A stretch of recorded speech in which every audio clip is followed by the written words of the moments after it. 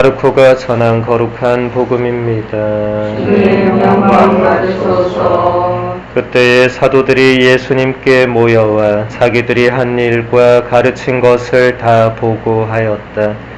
그러자 예수님께서 그들에게 너희는 따로 외딴 곳으로 가서 좀 쉬어라 하고 말씀하셨다.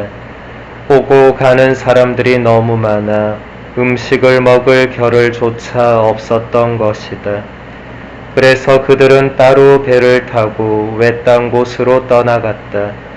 그러자 많은 사람이 그들이 떠나는 것을 보고 모든 고을에서 나와 육로로 함께 달려가 그들보다 먼저 그곳에 다다랐다.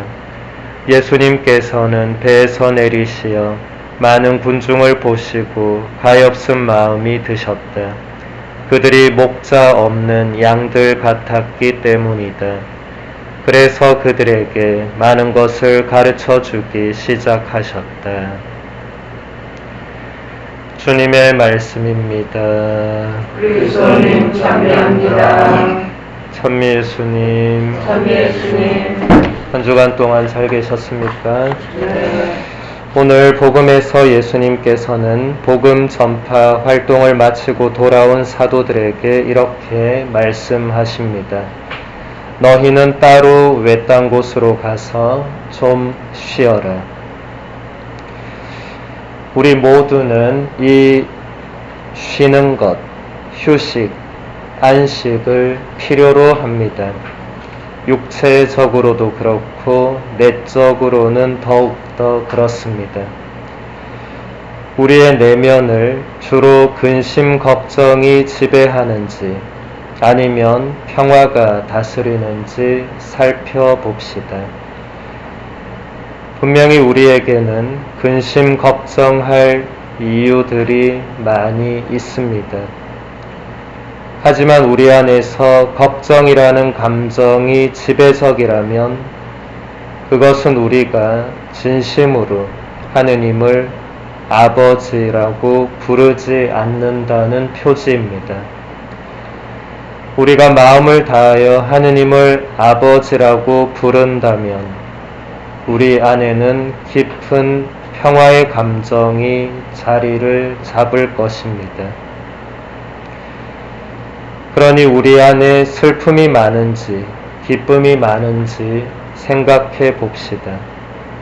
슬픔과 괴로움, 비관적인 생각과 회의적인 마음이 많다면 또 교회와 사회의 상황에 대해서 비관에 빠져 있다면 그것은 우리가 하느님 아버지를 온 마음으로 신뢰하지 않는다는 것입니다.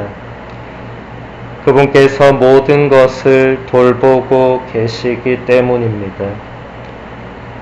아버지 하느님은 모든 것을 아시고 모든 것을 정돈하십니다.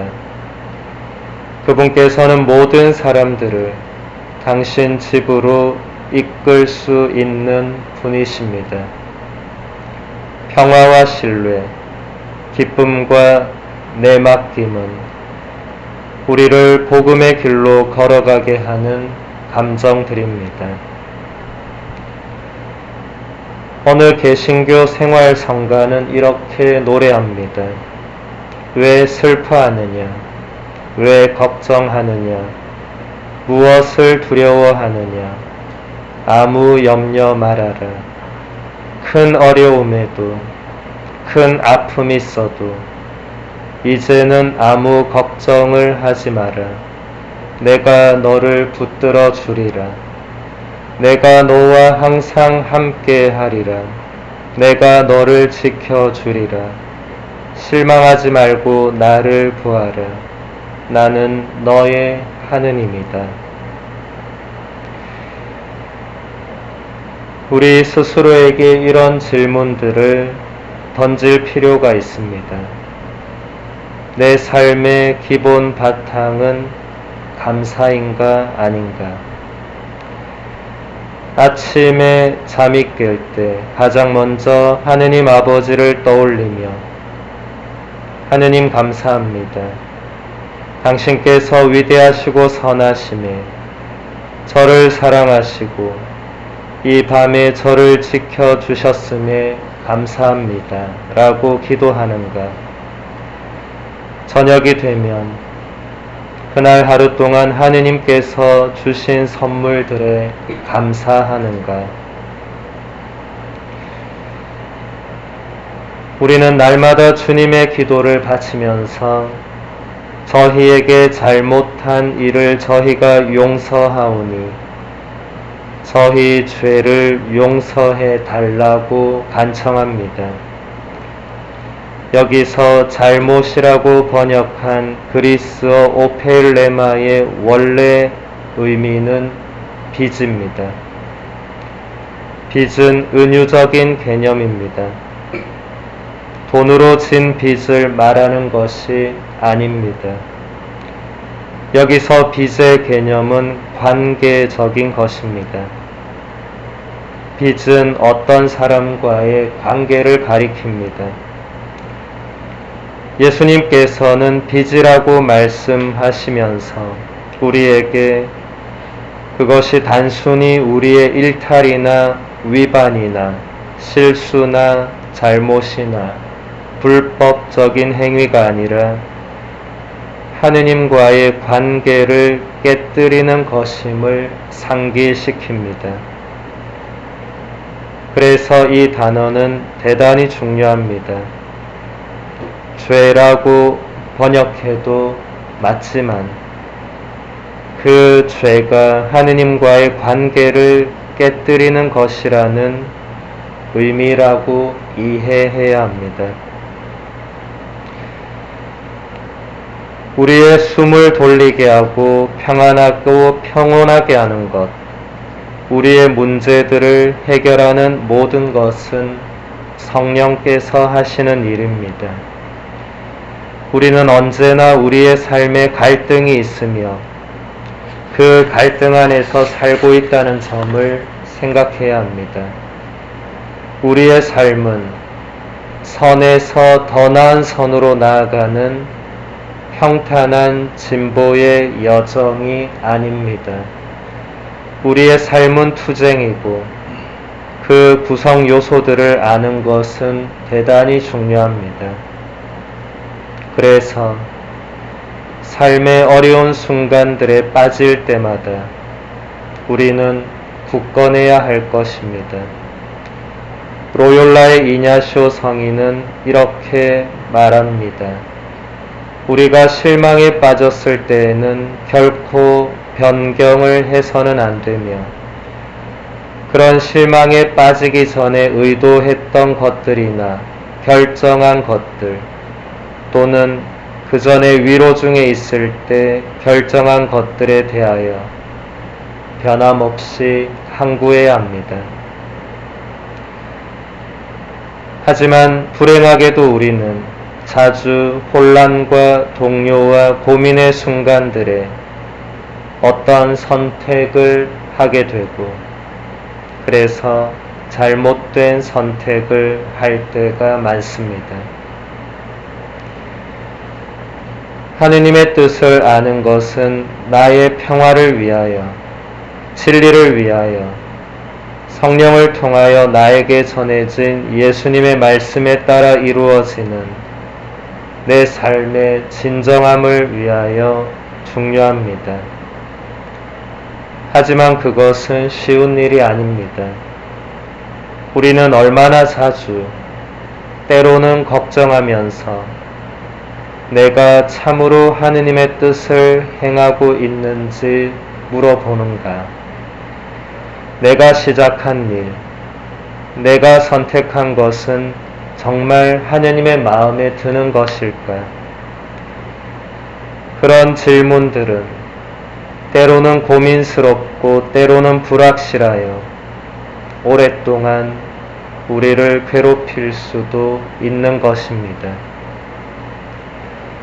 하느님께서 참으로 나에게 이것을 원하시는가? 혹시 내가 아직 파악하지 못한 어떤 것을 원하시는가? 이런 질문들에 정해져 있는 대답은 없습니다. 오히려 저는 주님께서 우리를 불안하게 만드시고 그 대답을 찾는 과정을 통하여 우리가 정화되고 무질서하거나 그저 나약하고 환상적인 욕구들에서 해방되며 참으로 주님께서 우리에게 바라시는 바를 찾도록 하신다고 믿습니다. 어떤 일들이 쉽지 않더라도 시련 속에서도 또 건조함 속에서도 우리가 깊은 내적 평화를 지니고 이미 내린 결정에 항구하게 머무른다면 그것은 우리가 하느님의 뜻을 실행하고 있다는 표지가 될 것입니다. 하느님의 뜻은 흔히 시간이 지나고 나서 알게 됩니다. 우리의 모든 선택은 하나의 모험입니다. 사실 우리의 삶 자체가 하나의 모험이며 선택들, 특히 우리의 실존적인 문제들에 관련된 선택들에는 반드시 모험이 뒤따릅니다. 그러므로 기도와 조언과 묵상과 숙고를 통한 식별이 반드시 요청됩니다.